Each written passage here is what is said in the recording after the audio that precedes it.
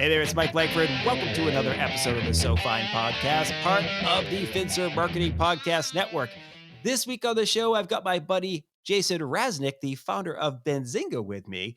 And he and I are just going to cover a crazy amount of ground. It's all going to come back to the Fintech Awards, which you've heard me mention on many of the recent episodes of this show, and just kind of frankly, some inspirational stuff about building a successful business and empowering your team as basically a population of co-founders with you, right? And then giving them the air cover to do the things necessary to make the business a success. And I think Jason has done a fantastic job of that at Benzinga. And as you hear him say, lots of the things that have popped up over the years are a direct result of him empowering that team. So really important lessons there. Great leadership stuff in this episode. Now, as far as leadership goes, Jason is the first guy ever to attend SoFin at South by Southwest and jump up on the table to make a big announcement. So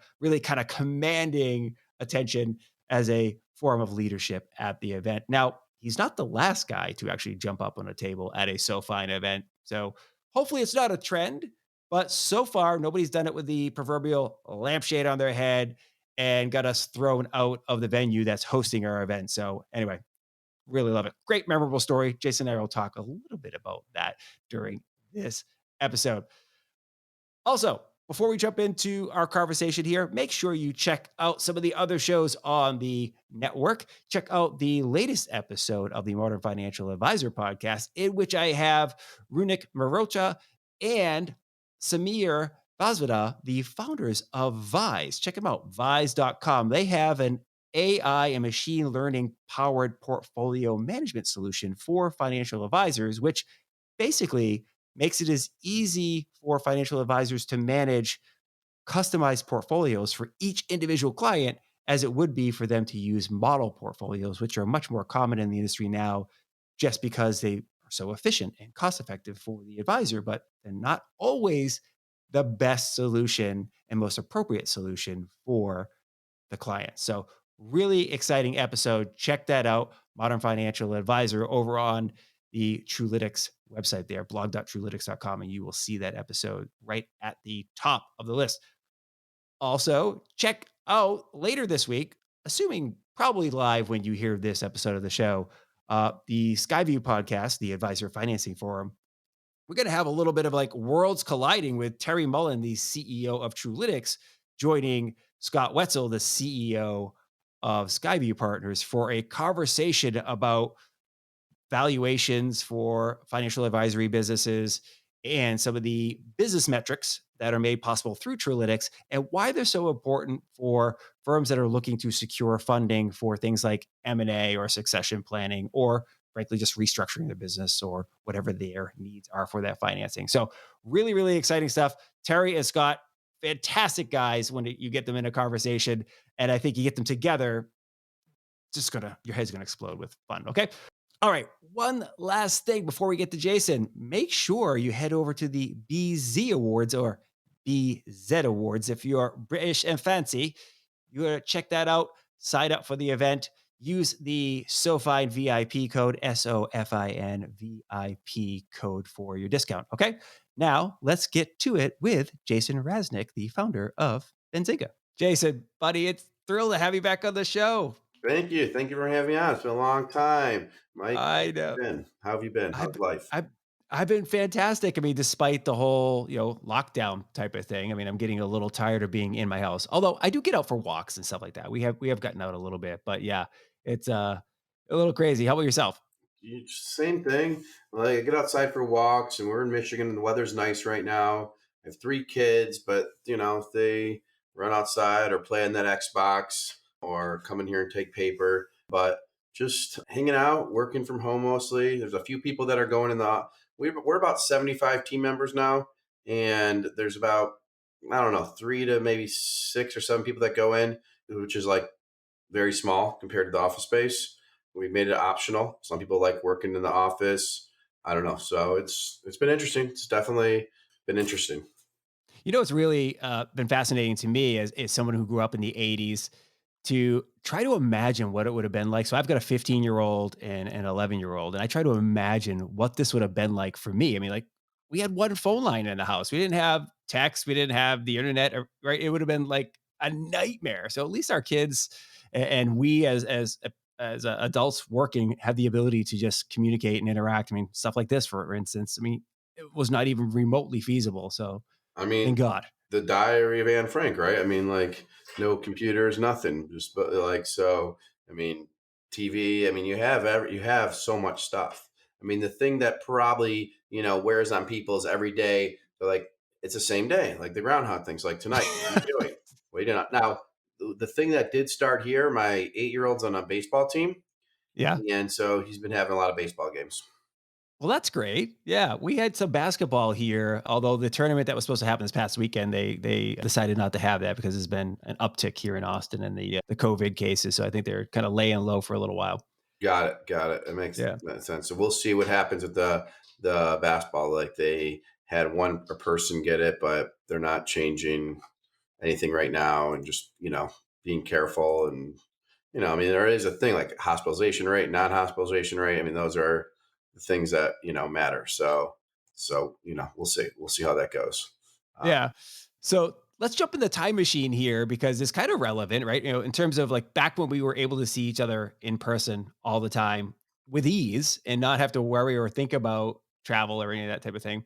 I wanted to kind of paint a picture for the listeners who might not know you, or maybe some people who have met you and know you a little bit, but don't really have I guess, a full picture of the Jason that I know.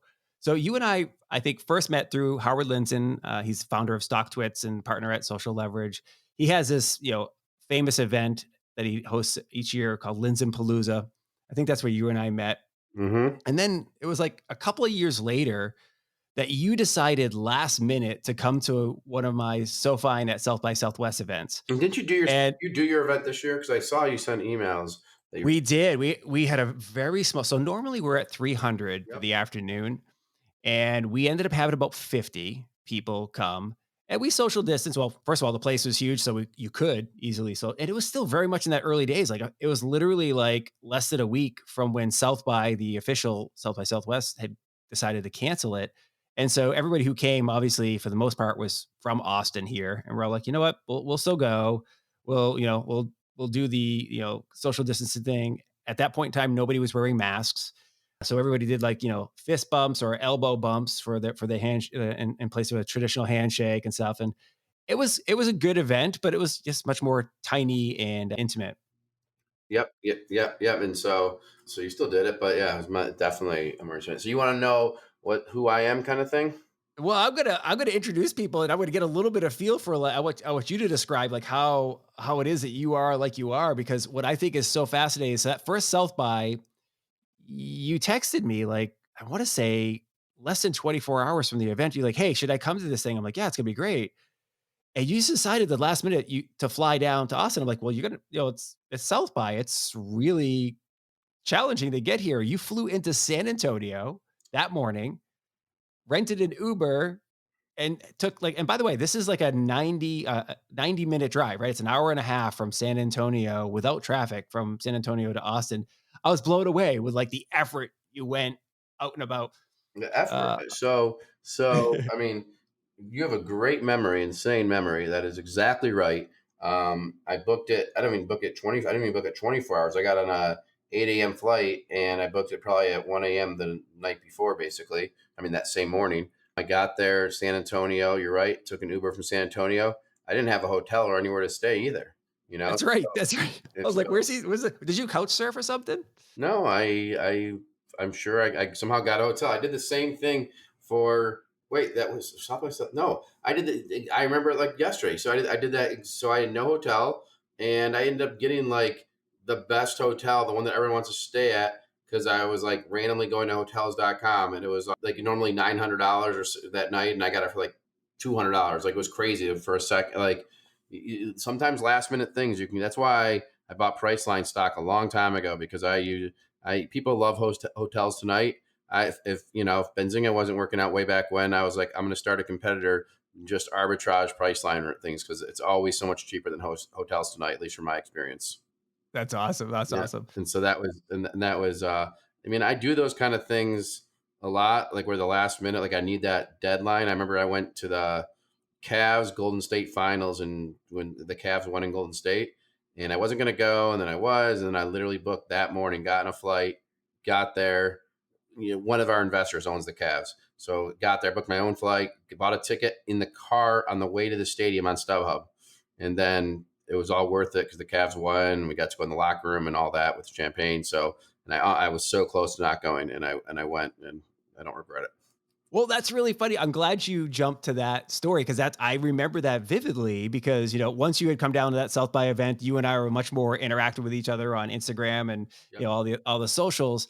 And so I'm seeing you, and I realized number one, I realized oh, this guy's a basketball fan like me. Like my family basketball's our sport in the house, right? So I'm seeing you with your son going to Pistons games and so forth. Like this is great, I love it. And then all of a sudden, I'm like, is he literally like with Dan Gilbert? Is he in the locker room celebrating a championship? Like, what the hell is going on? Who is this dude? Like, Or you what did is going on? because you didn't know yeah, you didn't know any of the relate. Yeah.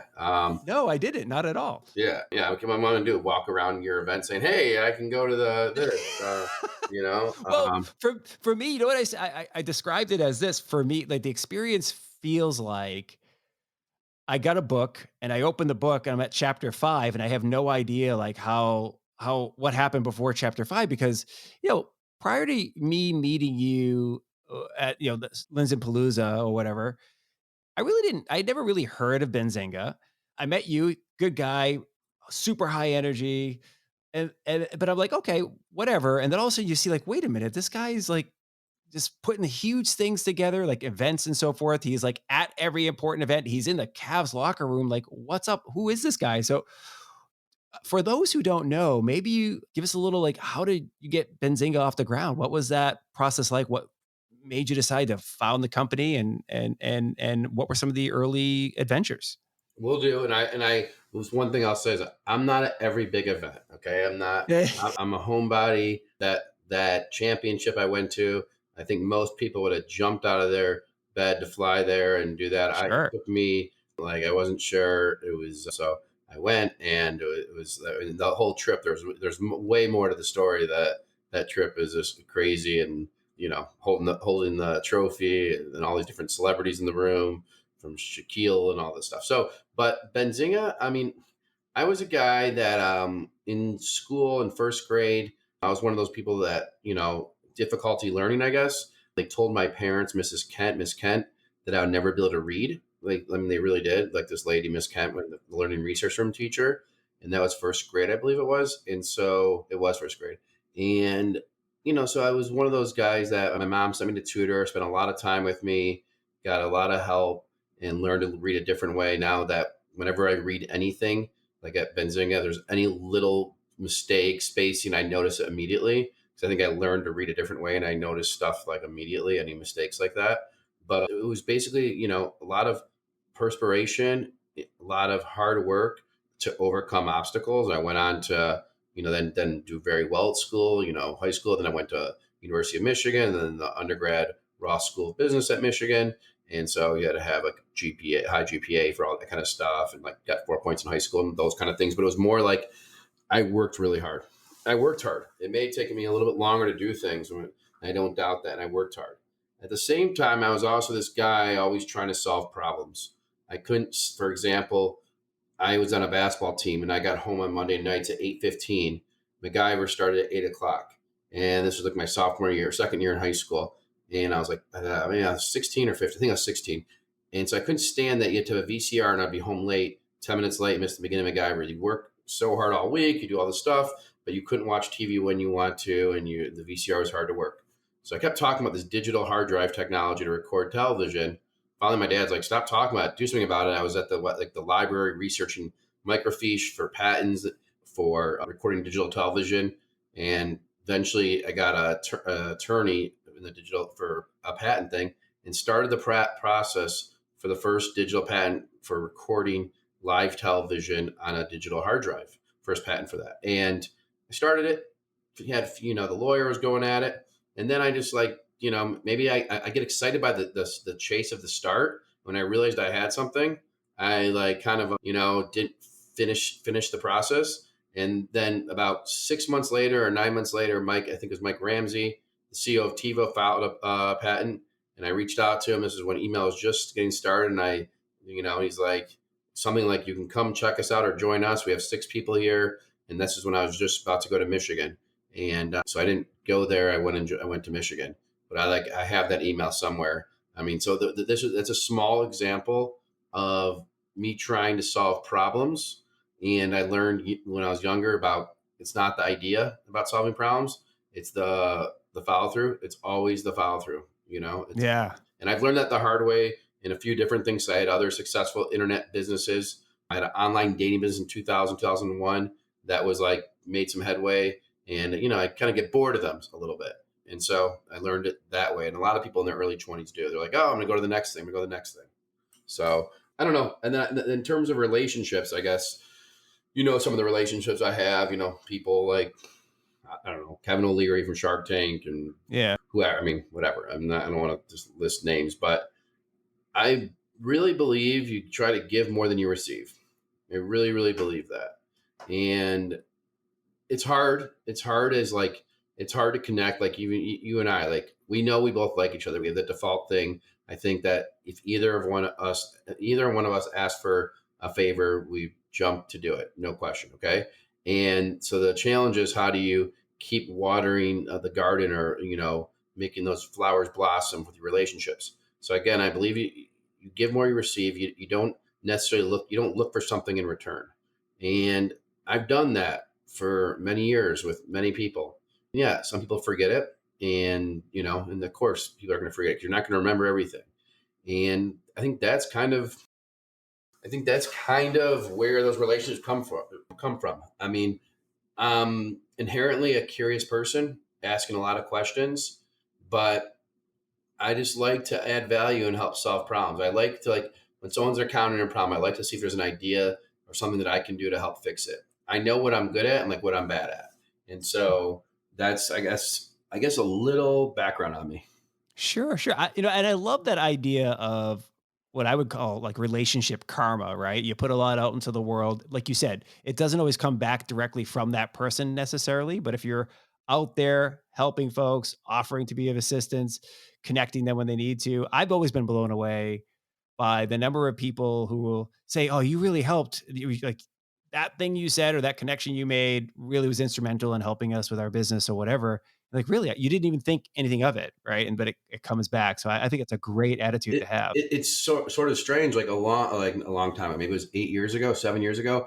There was an activist investor into the street in street.com.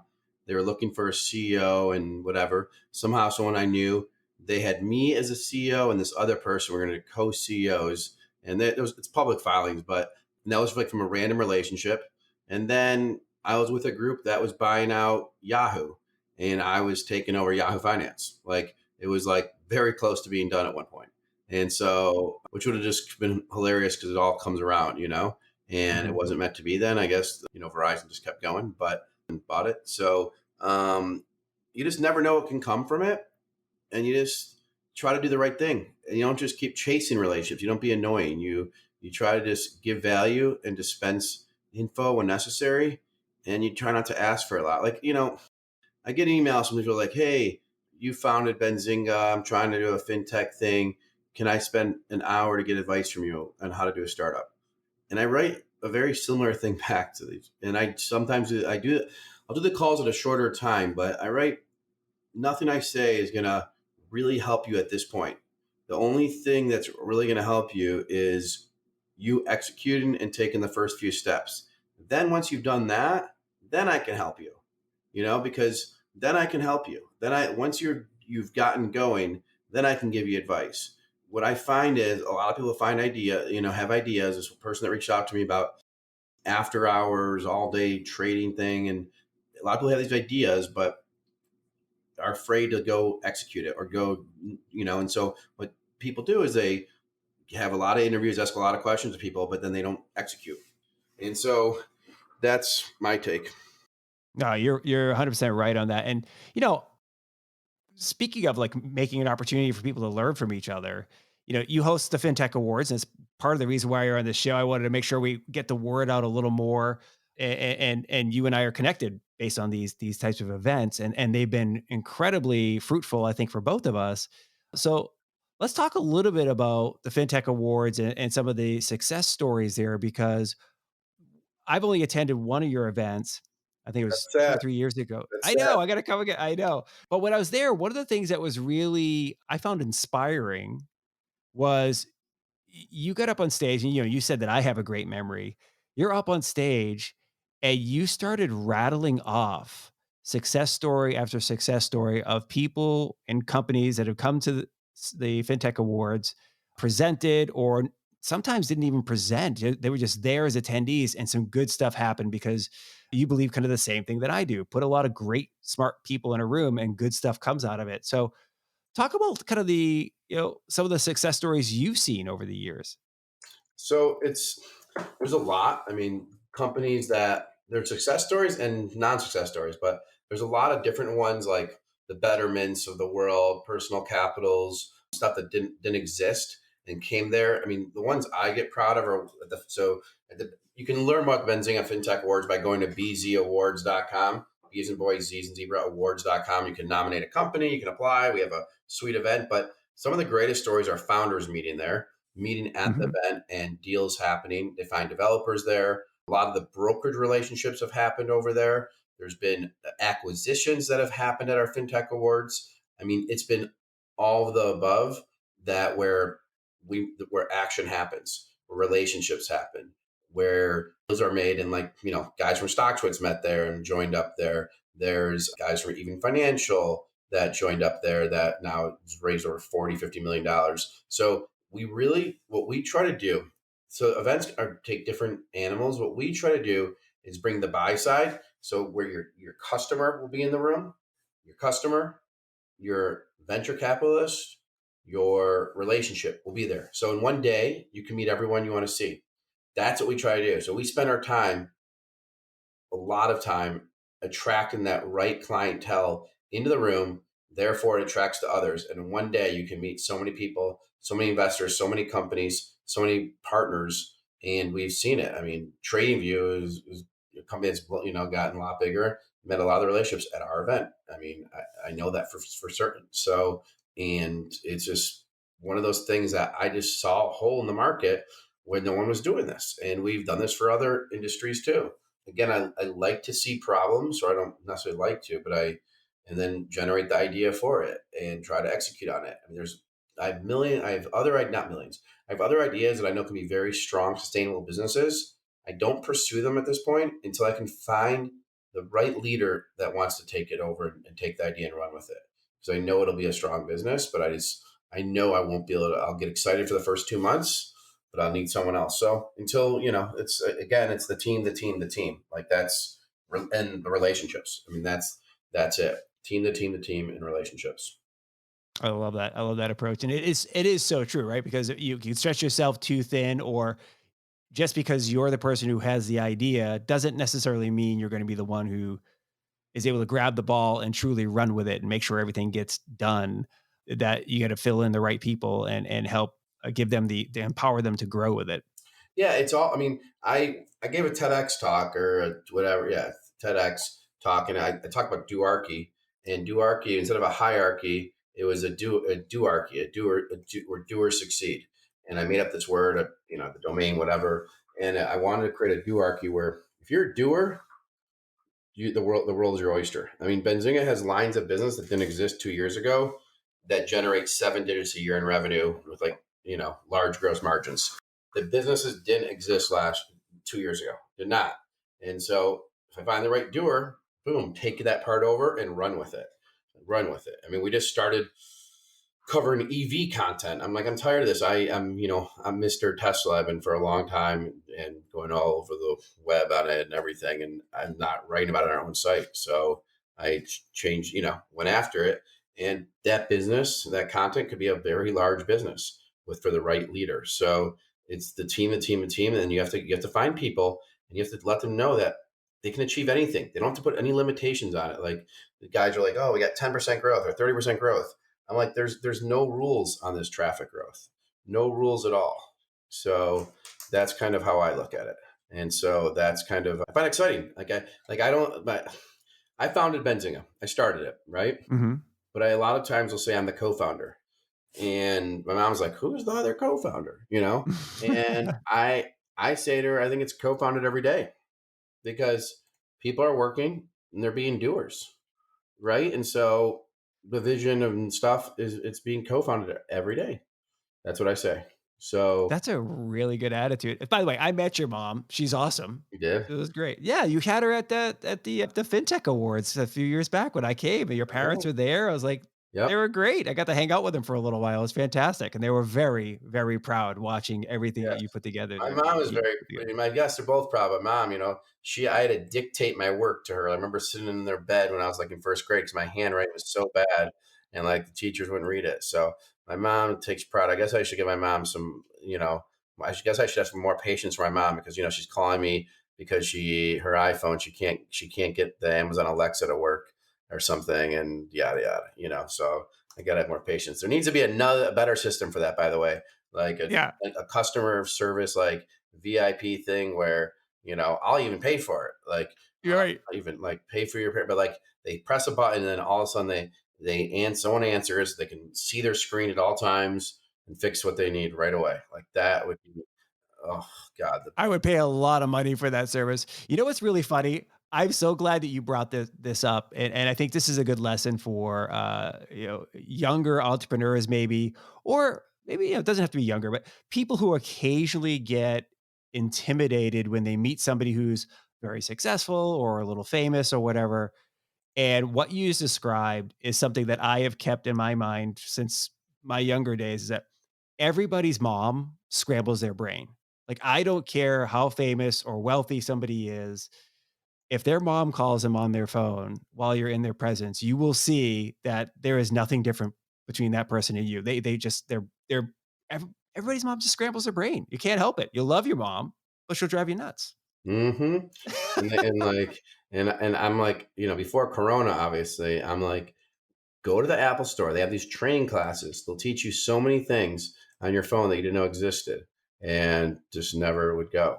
So because it's a device you're using every day, wouldn't it be great to like know how to use it a little more? So try to, yeah, no, I mean, I have like I'm always willing to go in the team viewer. It's like I'm like click settings, click this. I know it's there. You know what I mean? I know the words are there. I know they are. I'm like I know, and so that's the stuff. And I don't. It's hard because you don't want to go over there and then Corona Right. and all this stuff. So it's yeah. But we got to remember they were patient with us back then. So yeah, That's right. That's right. so I That's gotta right. like step it up. Mom, I'm sorry. I gotta get. She was like love. She would love to hear this right now. Me saying all this stuff. Well, we'll let it, when we publish this, share it with it. Hey, listen, your son loves you, and he knows he needs to help you out a little bit more. Be a little more patient. Yeah, yeah, There you go. totally. And I have to say, the audio on this podcast is by far the best audio I've ever heard. To be honest, Well, good. I'm glad to hear that. Yeah, it's like you're standing next to me. we use again, we use Zencaster, and the big reason for it is it records WAV files, so uncompressed files. So it's recording on your computer at the moment, and it's going to the cloud. And then when we finish this, we click stop. It uploads everything, all the high quality stuff up to the cloud, and then we can take it down and edit it. So yeah, it sounds really, really good. Yeah, it's really so it's good because it's a WAV file. You're saying?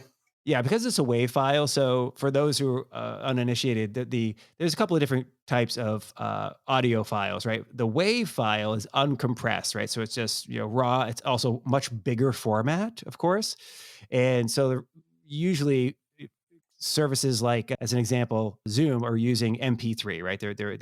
It's more compressed, so you're going to get a little bit of a loss in the audio quality. It's not terrible. What I like about this though is everybody gets a separate wave track when we record, and we can download it and do any other improvements we need to do afterwards in the editing process. Wow. Okay. Yeah, man. Hey, Smart. so speaking of digital stuff, so FinTech Awards 2020 coming up in November, right? Still scheduled for November. Yes.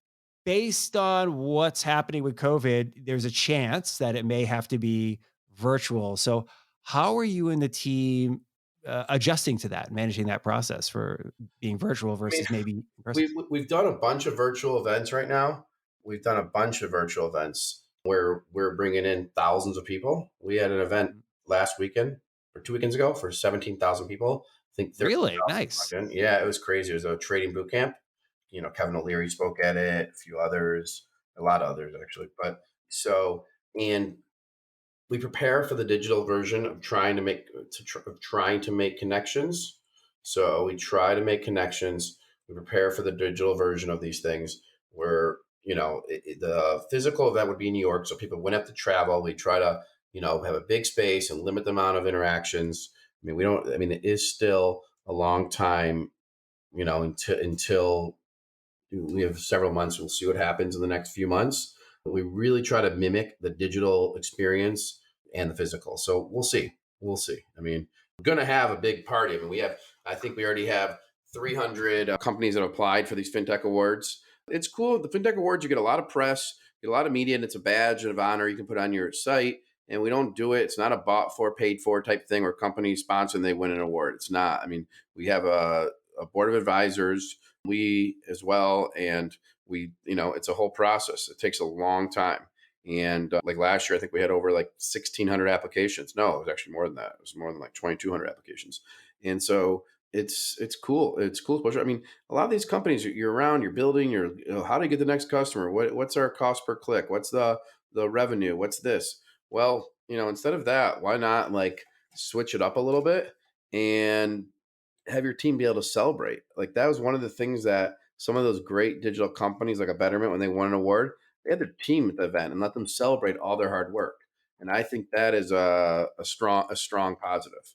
And so the bzawards.com is a place to go there and get credibility. I mean, we have about 20 million readers a month, and you'll at least be seen by that.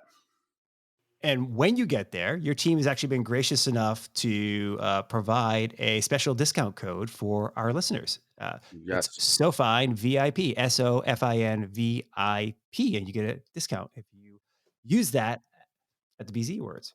Use Very it. cool. So Use it. And also, if you have a company, reach out to us. And if you can apply, but also you email us at events@benzinga.com. Maybe there's another story. We write about most of the applications that come in. We write about their company. We really try to do the right thing. We really don't just try to make a quick buck. We really try to get companies, press, media. You get it. I mean, like you were talking about relationships before, and relationships, there's a lot of ways you or I can make a quick buck and do things, but we don't do it that way. We just don't. yeah, no, I agree. I mean, look, the event is going to have, if you put an event on, and I've seen this with my SoFine event, I've seen it for you in the BZ Awards. You put an event on, there are benefits are going to happen for you as the host, right? Everybody knows you put the event on. There's going to be some natural things, and I'm sure you could share a few stories of how it's helped Benzinga grow by 100%. having a physical event. But that is not the 100% the way you do it. You create an ecosystem and you create a lot of opportunity for everybody else. And I think by extension, you're going to find value in that one way or the other. Right. I mean, if it was just about us making deals, then it wouldn't work. I'm at that event, and if you were there once, but if people saw me at the event, they would not think I'm just like out there for ourselves. I am running around with my head cut off. This is true. Because I notice so many different things that I want, like this. I want this here. I like this. The music needs to be louder, or this needs to be this. And I'm when we hired the person that helps us on our events, I just like to say to her, I'm very annoying. There's a lot of things that I want people to have the best interaction, best experience. So I don't even think of us at all. I'm literally just thinking of the experience of the guests. And I've definitely lost out on some potential relationships because there are people at the event that are big wigs and I wanted to meet for a while, and they're there.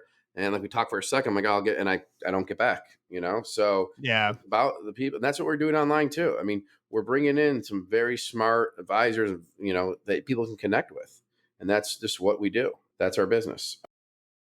Well, and I got to tell you, one of the things that I noticed, and I've noticed this of you, not just at that event, but just other places, you might be selling yourself a little short. I've noticed that you always find the time, despite running around like a chicken with his head cut off, find the time to make everybody feel welcome. And you give everybody a little bit of a personal experience. Like you stopped by and chatted with me, a few minutes here, a few minutes there. And I really felt it. So don't sell yourself short. You're doing a great job on that, Oh, on that it end. is, you get it. I mean, It's just, you wish there was more time, I guess, Yeah. you wish Yeah. there was more time, but yes, I do sleep after that for a while, and the fintech boards are fun. And I don't know, you've been around the block, Mike, you know all this stuff already. Yeah, yeah, yeah. So I want to touch on something that is very interesting to me, and I think others may find it as well. And it's kind of why Detroit, right? So going back to Benzinga, most people will be surprised, I think, if they are unaware of Benzinga, that you're based in Detroit. And I don't know that there's that many. I'm not sure that Detroit is thought of as a fintech mecca, right? And people might think that, oh, well, Benzinga must be in New York, or maybe they're out in San Francisco or something like that. But you decided to keep the company in Detroit, kind of near where your roots are. Why did you decide to build the company there? It's a good question. It's a good question. Well, so I had the option. I had venture capitalists said go to, can go to New York, that actually invest us, give us more money at a better or somewhat better valuation. Or I could do here and take that Detroit mentality of hard work, sort of being like counted out. When you go to New York, that's where everyone is. And I admit, man, if I was in New York, I'd be at a coffee shop and I'd meet potential 3 Benzinga Pro clients. I mean, that's one of our big platforms. People subscribe for news, data on Benzinga Pro, and it's growing really fast. And like in New York, I would have more of those meetings. In Michigan, I feel like you're more focused. You're not necessarily, you can't be more focused in New York, but you see a lot more stuff going on in New York. And so it's more focused. I go in the office, I walk around Detroit and get pumped up. My family's from here, and I wanted to impact the outcome. So the big underlying reason is I feel like we could build a company anywhere, but I wanted to see if I could build a company, or not see. I want to build a company here in Detroit where I not only build a company but impact a city. So Benzinga has grown from a few years ago being about 20 people to we're about 75 people now, maybe 80, and I think in 3 years we'll be about 400. And we're not just building a company; we're impacting a city that's on the rise. And those people that are our company are going to leave and go start other companies, and it'll keep growing. That philosophy, like, why can't Michigan be a place of innovation and creation? And then on top of that, there are other companies like a Quicken Loans or a Rocket Mortgage or other fintech companies. I also started the Detroit Fintech Association or the Detroit Fintech Academy, detroitfintech.org, where we get all the fintech companies together. We created a financial literacy program as well for Detroit high school students. So I think it's a social injustice that financial literacy is not taught in high schools, especially here in Detroit. So not only do we, working to teach it, but then also try to match you up with careers in, financial knowledge industry. So that's kind of, the Detroit story in a shell. I love it. And it's one of those things that I think is so important. And why I wanted to ask you about this is, you started Benzinga in 2010, and Detroit was going through rough times then, and you've grown it into this vibrant company. And for all the reasons you just shared, and then all the ancillary benefits and the things that it's allowed you to do to touch that community have been really good. And there are lots of people all over the country that in their brains are thinking, I've got to go to some other city to do this. And that's just not true anymore. Right. Just met some guys with a company called Cube Money, which is a financial wellness startup and a banking solution.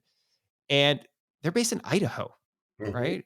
And it's a really cool company. And I think they have a very high chance of success.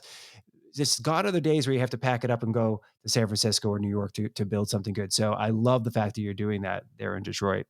Yeah, and so exactly right. And so why do I have to go there? Why can't I be here and build it? And Michigan, Detroit is a hot market. There's great leaders. There's great companies, like I mentioned prior. You guys seen them on TV, and there's a lot of synergies. And the other thing is, if you get out of your own office and you can go connect with people, and I can call up many different CEOs and or leaders in other places. Hey, let's try this together. There's a very, yes before no approach. Our core values and that we live by is are everything. I mean, our business, we write content and connect people, investors, companies, we have events, sell data, all that stuff. But like at the end of the day, we write content and we're trying to figure out how to bring synergies, how to bring business, how to make connections. And we're hiring aggressively right now. It doesn't mean when we hire them they have to be in Detroit. It's helpful, but I'm going to say 70% of our team members are in Michigan, 30% are remote. And I mean remote all over the world. Wow. That's awesome. So, in closing here, as we wrap things up, everybody who presents or attends the SoFine event or comes on this podcast has to have an ask of the audience, right? Like, I want you to share something that you want of the audience because look, we're all trying to benefit from each other. We're all trying to help each other. So, if you could ask something of the audience, what would it be? It's what would it be? It would be it's a good question. It would be to engage. Like go to benzinga.com, sign up for our fintech newsletter. It's an amazing fintech newsletter. Or go to bzawards.com and sign up. We have an amazing morning fintech newsletter of everything going on, and it goes out in the weekend. It's awesome. It's kind of an under the radar fintech newsletter, but the guy does it every morning at 5:30 in the morning. It's so consistent. I don't miss a beat. I freaking love it. And the other thing, if you're looking for positions and you want to disrupt the status quo, you may have an idea and you don't know how to execute it, but you're in the financial space or media space, Benzinga is hiring. Benzinga is like a little bit of an engine, and we really like to solve problems for users. And we're not in our second inning. We really take a day one approach to it. We're really just getting going in the sense of solving problems. The hardest part was building the infrastructure and the relationships, and now it's building the great tooling. And so feel free to reach out to me at jason@benzinga.com. That's BENZINGA.com, or on Twitter at Jason Rasnick. And the other thing I'd ask of the audience is just go out there and do it. Like, don't read the next self-help book. I promise you'll learn something from it. I promise.